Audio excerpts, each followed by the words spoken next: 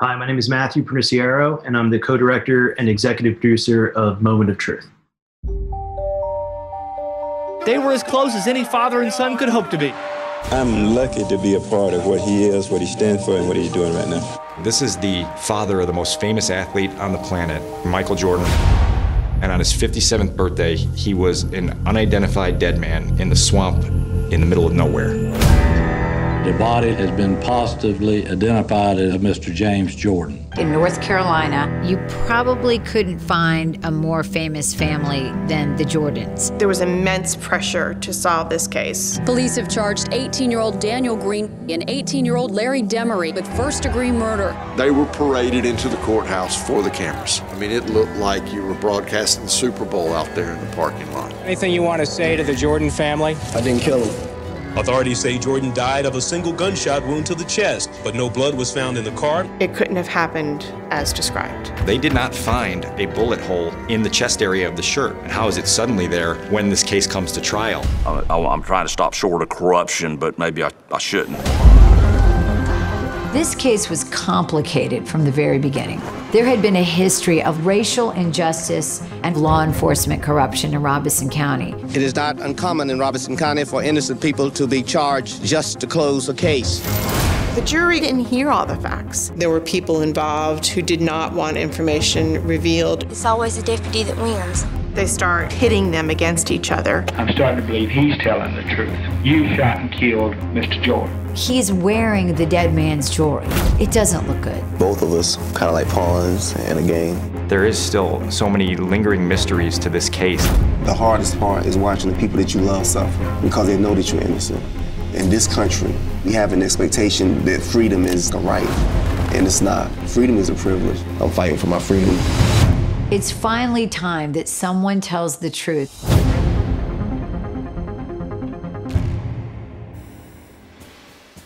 That is a trailer from the soon-to-be-released docuseries Moment of Truth, and this is Factual America. We're brought to you by Alamo Pictures, a London-based production company making documentaries about America for international audiences. I'm your host, Matthew Sherwood, and today we're talking about James Jordan Sr., Michael Jordan's father, who was tragically murdered in 1993 under mysterious circumstances. And talking to us about this, and arguably North Carolina's most notorious county, is Matthew Perniciero, the award-winning director and producer of Moment of Truth. So, Matthew, welcome to Factual America. Thank you for having me. Hey, it's great to have you on. How are things with you? Things are good. You know, we are very excited to have this series be releasing on April 2nd. So it's only a short while away, and excited for people to see what we've been up to for the past few years. Okay, well, excellent. Well, as you say, and as our listeners and viewers have heard or seen, Moment of Truth, it's, as you said, releasing on April 2nd on IMDb TV, Amazon's premium free streaming service. And so congratulations on this finally being released. And is this your feature-length or series directorial debut? It is. I've produced many documentaries throughout my career. I've been producing for about almost 20 years. And I've directed a lot of short-form documentary projects that we've done in the past, but this is my first long-form series or feature debut. So I'm very excited about it. Well, that is exciting, and thanks again. Congratulations again, and thanks for coming on. So this is one of those, Moment of Truth. You don't necessarily know exactly what it's about just from the title. So maybe you can tell our listeners what this series is about. Sure. Moment of Truth is about the murder of James Jordan and the investigation and trial afterwards that resulted in the conviction of two teenage boys, Larry Demery and Daniel Green. And we tried to take a complete 360-degree view of the case, presenting all of the facts in a way that I don't believe have ever been presented before, using footage that has not been seen in decades or never before publicly, to create kind of almost like a trial itself, the two arguments that have existed around this case as to what transpired. This is a case that's been shrouded in a lot of mystery for decades. and conspiracy theory. And while those are interesting on one level, our true interest in this story was to get to the truth of what actually happened and how this occurred, because there's a lot of evidence that took place at trial and has come out since that raises questions about what we were all told 28 years ago. I think you've already now told us why this is, why it's doc worthy. I mean, it definitely was a heinous crime. It's anyone who, I mean, I was living in the States then. You did describe these mysterious circumstances, and you know, I'm always wary of we don't have any spoiler alerts here. I mean, but you know, Daniel Green in particular, one of the teenage boys you mentioned, is has professed his innocence of the murder. Is that that's fair enough to say, I think. And yeah, Daniel's you know, proclaimed his innocence since the day he was arrested. You know, Larry, who's the other teenager who was charged with the case, charged with the crime, he took a plea deal and admitted his guilt as part of that plea deal. But Daniel's maintained his innocence for, you know, nearly 28 years. Okay. Well, let's start with, I mean, the victim here. Maybe tell us a little something about James Jordan Sr., because a lot of people will have seen The Last Dance recently, and certainly for those of us who remember Michael Jordan's career, his dad played quite prominently, certainly there in the early days. Yeah, James was an unbelievable supporter of his children and their ambitions. And, you know, we had found this one amazing piece of archival footage, you know, and we could talk a little bit about how we work with archival in this, in this series later on, but that talks about, you know, James and Dolores Jordan were fixtures at every North Carolina basketball game. And in the state of North Carolina, the Jordan family was immensely celebrated. Obviously, Michael is, you know, probably one of the most, if not the most famous people to ever come from the state of North Carolina. But James was a beloved father and a beloved individual in the community. And it was a great loss, I think, not just for his family, but for the community.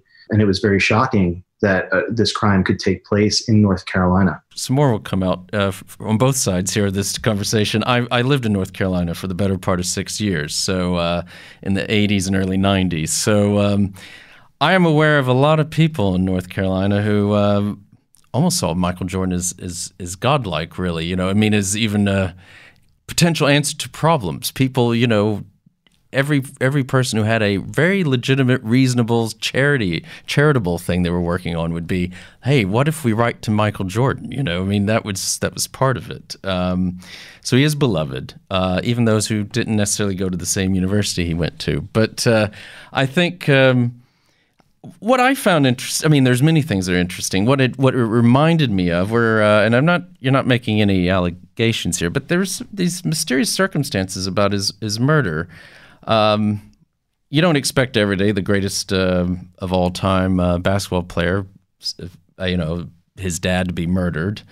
But, you know, he's missing for weeks and it's never reported. And I think he even misses his birthday, doesn't he? And it's this kind of, that adds to the mystery, doesn't it? I think a lot of things added to the mystery. You know, I think because of the high profile nature of the Jordan family, you know, there was an immediate sensitivity to this, but I think also James, you know, he traveled a lot, you know, he went around a lot. And then you have to remember, this is email in 1983, emails in its early stages, you know, cell phones are in their early stages. It was not commonplace for us to be connected day in, day out like we are now. And it was not uncommon for him to go on a golfing trip with his friends and not be in touch with anyone for a week or two. You know, it was so it didn't raise any immediate concerns. But when he started not showing up for some previously planned events, the family started, I believe it was Michael's security detail, started looking into potentially what was going on. A public investigation was not opened at that time, but Michael's, you know, team started looking into it. When the car was found, when his car was found abandoned that is when the public, the law enforcement search took place in full. Yeah. And that even when he was first found, his body found, unfortunately, he was a John Doe, wasn't he? I mean, they didn't even realize that was Michael Jordan's father. They didn't. I think there was a lot of confusion in those early days of the case because it was very complicated. His body was found in South Carolina. Robeson County, which is where the crime took place, is right on the border of North Carolina, the southern border of North Carolina and South Carolina. So James's body was found in South Carolina, and the car was found not in Robeson County where the crime took place, in a different county. So ultimately, it's interesting that they put the pieces together on it, within a matter of weeks. I think, when you look at the degree of complication around the case, you had two state level law enforcement agencies, and you had multiple county law enforcement agencies all kind of sharing and pooling information and trying to put together all the different aspects of what could have transpired here. And that ultimately led to the interrogation and the arrest of Daniel and Larry. Indeed. We'll probably be getting more into this later as well, but I mean, they very quickly zero in on them. And the thing is, if you do a quick search on this on the internet or whatever, it pretty much everything gets presented as it's pretty black and white. These teenagers did it. Story's done, isn't it? I mean, it's there doesn't seem to be on the surface immediately. Do you see get any wind of controversy, really? Yeah, I think that's a fair statement. The public story was the story that the national media adopted very quickly. And it was that this was a robbery or a carjacking that went wrong. And, that these, the statements were made that these two boys saw, James Jordan was driving back from Wilmington, which is where the Jordan family is from, and to their home in Charlotte, which is about a 3.5 hour drive or so, and had gotten tired. It was late at night and pulled over off the side of the highway. And these two young men, tried to attempt to rob him, and it went wrong, and they shot him, and in cold blood. And that was the public story. I think one of the things you have to look at is, even at the time, there were a lot of questions about that story.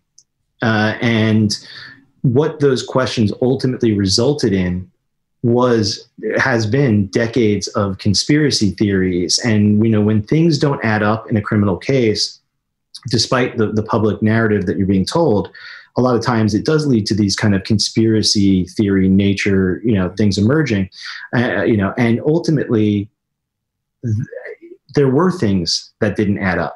But it's just not the things that everyone thought they were. Everyone thought, oh, this must be tied to some larger narrative, and and series like The Last Dance have talked about this already. And that was not, kind of diving into the conspiracy nature of this was not our intention here. Our intention was to discover the truth of what transpired and how that was obscured. But it did give birth to all these theories and rumors, and that's because a lot of things, even at the time, didn't add up and make sense. It's just not what people thought it was. Okay. Those things weren't adding up because of something different. Well, and I want to talk some more about that if we may, but one last thing about the Jordans on this one is that I thought was interesting. I don't know, I'm a bit slow, but I hadn't really put two and two together looking back on that time. But you kind of, even one of the final episodes, you talk about how this affected Michael Jordan. And I never had even really necessarily tied it directly to his retirement and picking up baseball and that era of his career. Yeah, I think the Jordan family, this is the greatest loss of their lives. Yeah. It's if that happens to anyone, and I think because that changes you in a way. Mm-hmm. And I think for us, in approaching this story, we always kept that in mind, and we wanted to approach this with a great sensitivity. This is the patriarch of their family, and he was taken away from them in cold blood, in a matter of moments. And you have to kind of look at the humanity of those situations and treat them with great respect. And, I do believe, Michael's retirement shortly thereafter James's murder, whether it was conscious or subconscious, we'll never know. Yeah. But James's favorite sport was baseball. He wanted to be a baseball player himself, and he loved when his kids played baseball. So I think, one of the journalists that we interviewed made that connection, and I think that there's, something to look at there. Yeah. As you said, I think you mentioned James Jordan almost went pro as a baseball player. And I think the series says at the end, I have watched the whole thing. You have reached out to the Jordans, and they've always been, very private about this in a very, I would say, dignified way, to be honest, about the whole affair. So unsurprisingly, they didn't say, yes, we'll go on camera or anything. Of course. Yeah. We felt, my partner in the series is Capital Broadcasting Company, which owns WRAL, which is one of the largest news networks in North Carolina and the largest in the Triangle area, which obviously covers Chapel Hill and the University of North Carolina. Right. So they've been covering Michael as a athlete since the late 70s, early 80s. Yeah. And there's a long-standing, respect between everyone involved, and out of that respect, we wanted to offer the opportunity to say, we understand that this is difficult, and we understand that why you most likely will not want to, but if you wanted to participate and comment, we would love to talk to you about it. Michael and the family have only talked about this a handful of times over the past 3 decades, so they through a spokesperson respectfully declined to participate in an interview, and we've respected those wishes. And like I said, they're treating this with a degree of respect. It's such a heinous crime. It's such a sad situation for everyone involved, and such a great degree of loss. That was the only way you could honor this story, was treating it with respect. Okay. And it's not the only tragedy, I think, as we find out as we watch this series. So actually, I'm going to say this. Why don't we take an early break? And we'll be right back with Matthew Perniciaro, director and producer of Moment of Truth. You're listening to Factual America. Subscribe to our mailing list or follow us on Facebook, Instagram, or Twitter at Alamo Pictures to keep up to date with new releases or upcoming shows. Check out the show notes to learn more about the program, our guests, and the team behind the production. Now back to Factual America. Welcome back to Factual America. I'm here with director and producer Matthew Perniciaro. His docuseries is Moment of Truth, releasing on April 2nd. IMDb TV, the premium free streaming service from Amazon. Matthew, this is going to sound a little cliche because we're talking about a documentary, but one of the main subjects is also Robeson County, isn't it? That's very true. In telling this story, I don't believe you could tell this story correctly without telling the story of Robeson County, which is the county where the crime took place.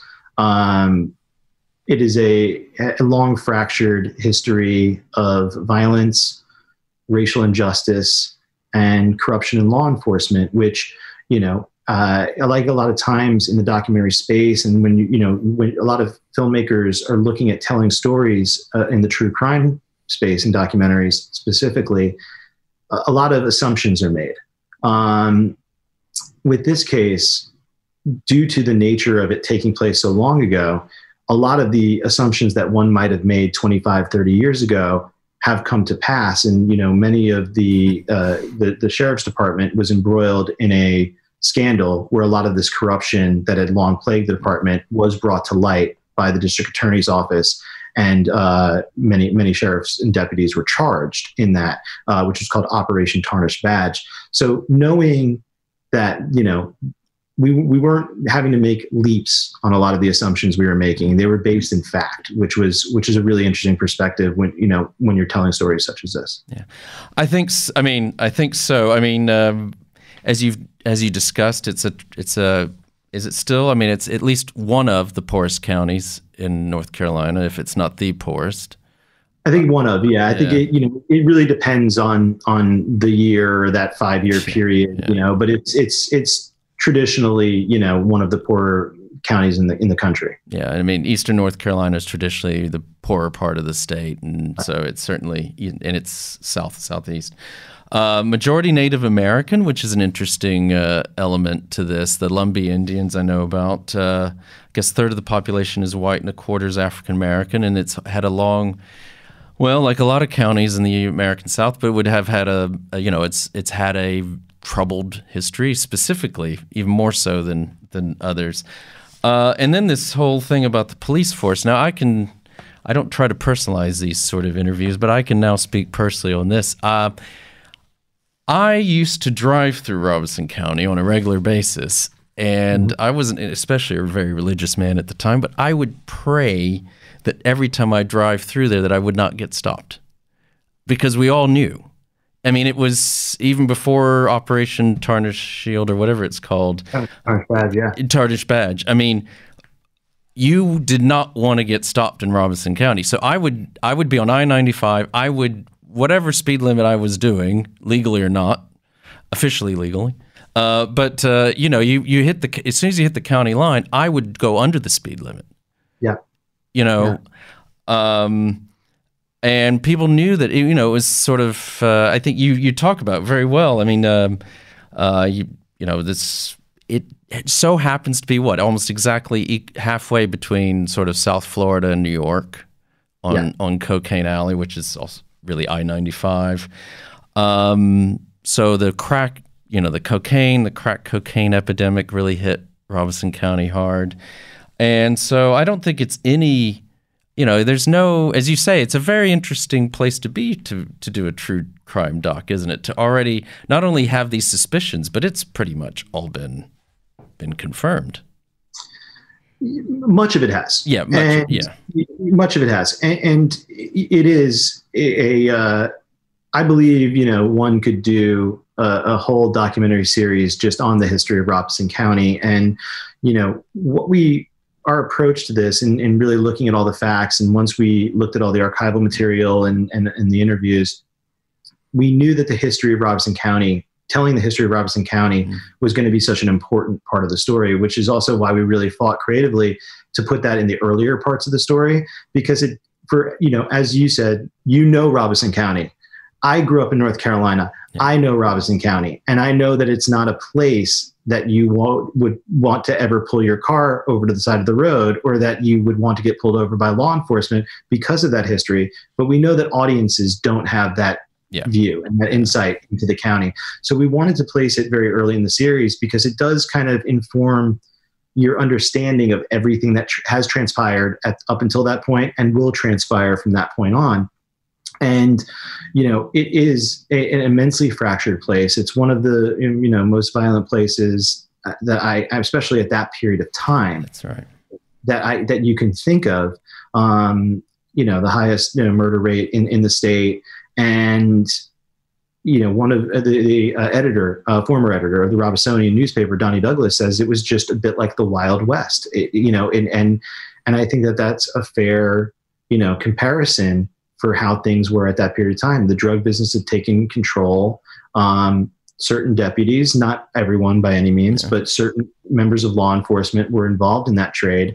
And certain people that come into the play in this story surrounding this case were involved in that trade. So what we've always wanted to do from the beginning is use the crime and the killing of James Jordan as kind of a gateway into a larger conversation about corruption in law enforcement and systemic racism in the criminal justice system, which is really kind of embodied by this crime taking place in this county. Had it taken place in a different county in North Carolina, had it taken place in Raleigh, where I grew up, or Charlotte, where the Jordan family lived, it might have been a very different situation. We don't know. We can't hypothesize about that. But specifically taking place in Robeson County led to information being in question because of how certain facts were treated and how certain, elements were given, of evidence were given from law enforcement to the prosecution. I think the prosecution tried the evidence that they were given. I think the question is the root of that evidence. Yeah. As you said, it also further leads to this other sort of conspiracy that's been out there about the mystery around James Jordan's death and, all kinds of crazy stuff that people had ideas about maybe being behind this. But as you said previously, anytime you start having these things that just don't add up, then people's minds will run wild with them. And that's exactly what happened, right? And we saw that, and we used some articles and some, information that was released shortly around the time. It happened almost immediately. Almost immediately, people were like, something must be happening here. And it's my belief, having spent a lot of time with this story and with this case, that that's because of these things that didn't add up. And the story of why those things didn't add up is the part of this that has never been told. Yeah. And so that's part of what really motivated us, was bringing those elements to light so people could have a full understanding of what happened. Okay. And I think this obviously then takes us to the other one of the main subjects of this film is obviously Daniel Green. Now, I'm sure you'll economize a bit in terms of what you share, because we want you'll want people to see the film and for the film to speak, the series to speak for itself. But is it fair enough to just say that things are not as they have necessarily been reported, and he himself is a victim of Robeson County? What I would say is, the way we present this series, we wanted to build it almost like a trial itself. Yeah. And we were very fortunate, because of, some amazing work that had been done, by the news team at WRAL starting in the 90s. They're really the kind of authority on tracking this case, really, for long periods of time. We had the ability to have materials to work with that no one has ever had access to before. Yeah. And I think if you look at the approach to that, it's really about giving a voice to Daniel, because Daniel has not had a voice in this conversation. One, this case was not reported on nationally nearly as much as it was in the state of North Carolina. And here's a person who's maintained his innocence for almost, 30 years. And, that is in many cases, but especially ones that are as high profile as this, you would think that would be a bigger national news story with a lot of the social change. And as we reevaluate so many things that were handled improperly in the past, for a variety of reasons, that story has not gotten to a place of large national attention. What I always kind of say when asked this question is, I'm not a judge and I'm not a jury and I'm not an attorney, because it's not our job as documentarians, I believe, to kind of make that determination at the law. It's our job to be the vehicle to present all the facts and allow the audience and the viewer to come to their own beliefs as to what happened. I think where I end up personally, and I am comfortable in saying this, is I believe there's enough question of fact that a new hearing is something that should be granted, because there is enough evidence and there are enough things in question as opposed to what was presented, or in some of the things that were not even allowed to be presented during the original trial that have come out since, and statements that have come out since from other individuals who were involved who didn't speak at the time of trial. I think that a new hearing is warranted. I think you do that very well. You've even got the DA on, who comes on. I thought that was quite impressive. He obviously believes he's got the right, and when you're talking about Daniel Green, he has his views, but he's very upfront about it as well. I thought that was extremely well done. Thank you. And look, and it's a real testament to, also the team, the team of journalists that I worked with in creating this, Clay Johnson and Jay Jennings, Shelley Leslie, kind of leading that team from a producerial standpoint. And, I think working with one of the larger news networks in the state, there's a history of reporting facts that is very celebrated, in the state of North Carolina. And I think therefore people were very willing to speak about this, knowing that the story would be told with a degree of integrity. Johnson Britt, the district attorney, is absolutely convinced that he got the right guy in convicting Daniel. And that's his opinion. I believe that with the evidence that he was given, that if you were given the same degree of evidence and you're a prosecutor, that may be your belief as well. A lot of people try to look at this case and say, well, who are the good guys and who are the bad guys? And I think it's not as simple as that, right? We live in a very gray areas in our society. And this is a case that fully exists in those gray areas.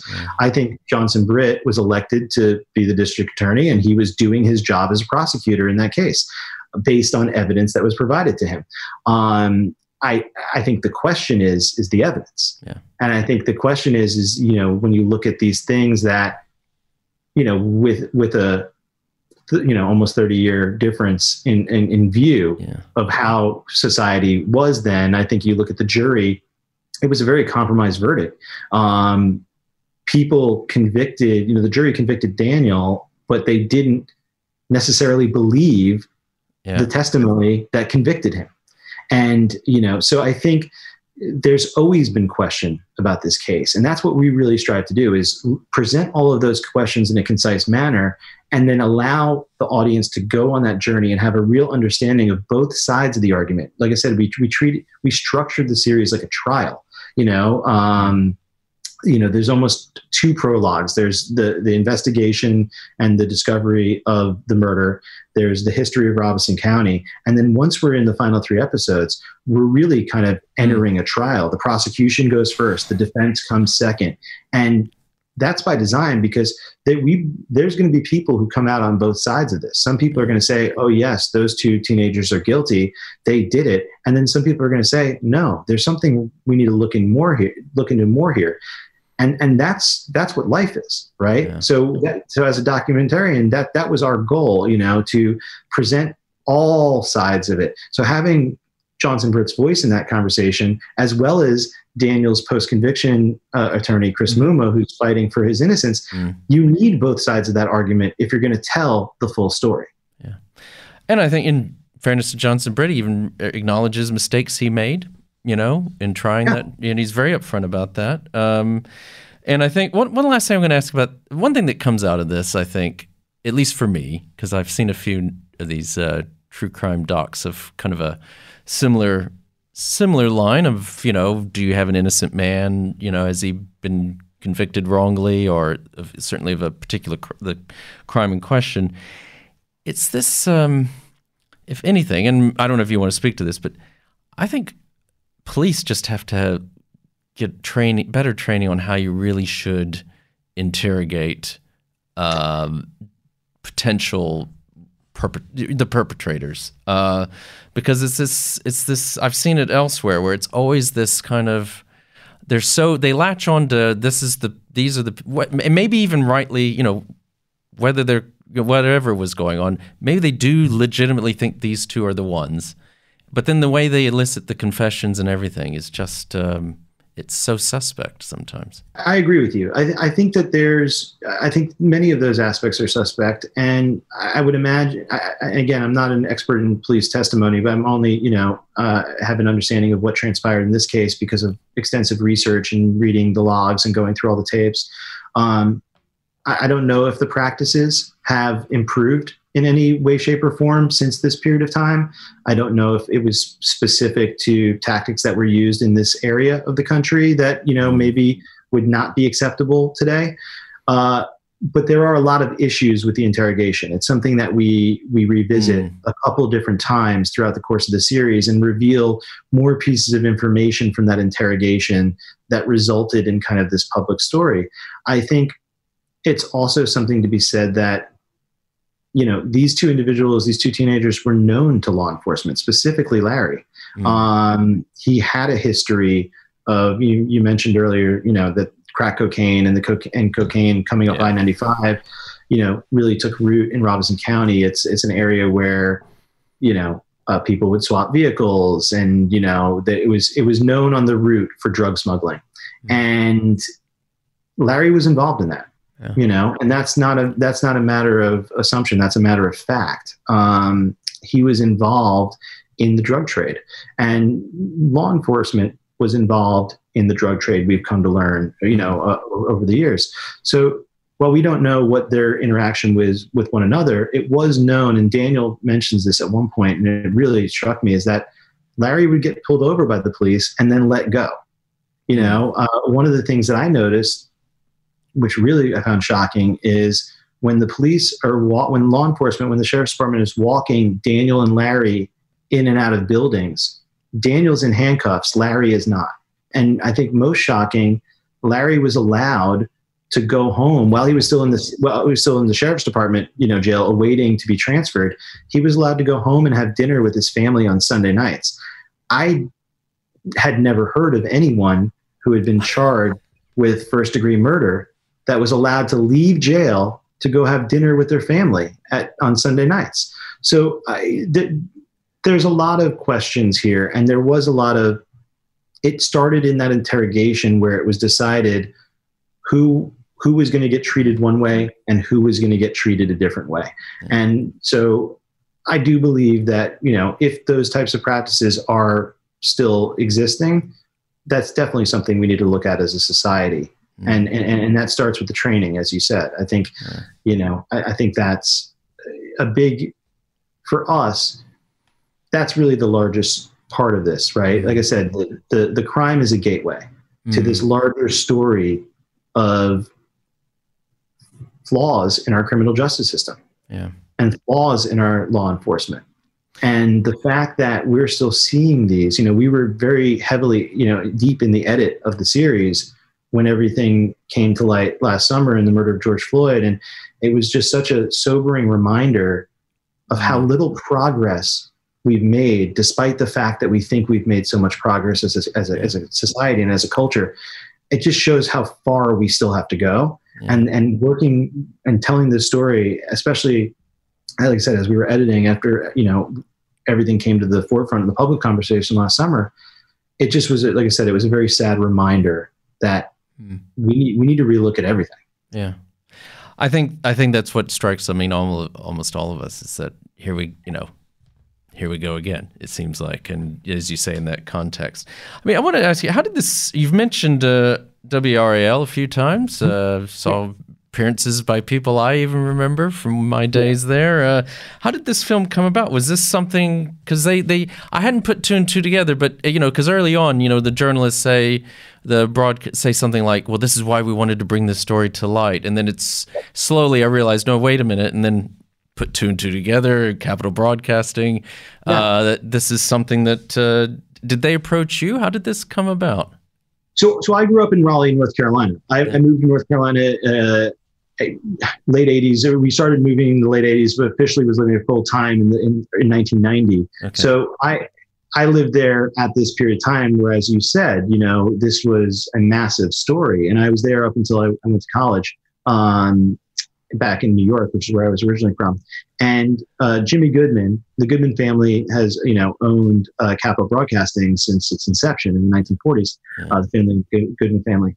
And Jimmy Goodman, who's one of our executive producers on the series, he was the real impetus for the idea of this series. He had reached out to me. We went to high school together. We've been friends, since the 90s. And his brother Michael. His brother Michael and I were, Jimmy was older than me, so he was like the cooler guy. Michael was a year younger than me, so Michael and I were actually better friends growing up. But Jimmy had seen, obviously, a lot of the documentary work that I've done as a producer over the years, and said, hey, we have this massive archive. And I don't think anyone even knew that this existed. Most local news networks didn't keep their tapes. They didn't keep their archives from the previous decades, because of the volume of storage space and the maintaining it in climate controlled environments. And they did. WRL did. And so when they got to digitizing the 90s, it was 2018, the 25th anniversary of the crime was coming up. And he said, I have my news team working on this. And as I mentioned, some amazing, journalists working out of that station, Clay Johnson, who I co-direct episodes 1 and 2 with, Jay Jennings, who was a co-editor, and Cliff Baumgardner, who was close cinematographer and worked as an archivist on the series as well. Just amazing Emmy award-winning news team out of WRAL. And so they had kind of started gathering this as something that potentially was going to air on the network at first. And then Jimmy called me on their network. And then Jimmy called me and was like, look, as we're kind of putting the pieces together on this thing, I just think it's so much bigger. And he started telling me about this archive. He started telling me about some of the interviews that they had already secured, and they had banked in their, in their archives. And I was like, this is definitely bigger. So that's when I got involved and really, we started working together as a team to create this series. And it's been an amazing journey. I mean, it's been, these series, we were working, and then COVID obviously happened, which slowed everything down, and limited what you could do from a production standpoint and a travel standpoint. We actually did the majority of the edit for the series in COVID. But yeah, that's how it came to be. It was really a high school friend called me up and said, hey, I have this. We're working on this. We had this idea to do something with this. What do you think? And I was like, yes, I absolutely want to be a part of it. So then that very organically grew into, co-directing and then directing the final 3 episodes myself. Okay. I mean, I think as you mentioned, the use of archives, I mean, you weren't living down there yet, but I was there during the standoff at the Robinson, and I thought that was, I brought back a lot of memories because I remember when that happened. But I think, so you have this, so I was going to ask you about this. So you did, as you said, most of the post-production under COVID, but I guess you got a little bit lucky because it seemed to me a lot of the filming, you did get a lot of filming done. Yeah, a lot of the filming was done prior, yes. And we were actually, we were filming, pretty much up until we had shut down, we were, I think one of the last interviews with Amanda Lamb was filmed in late February or first week of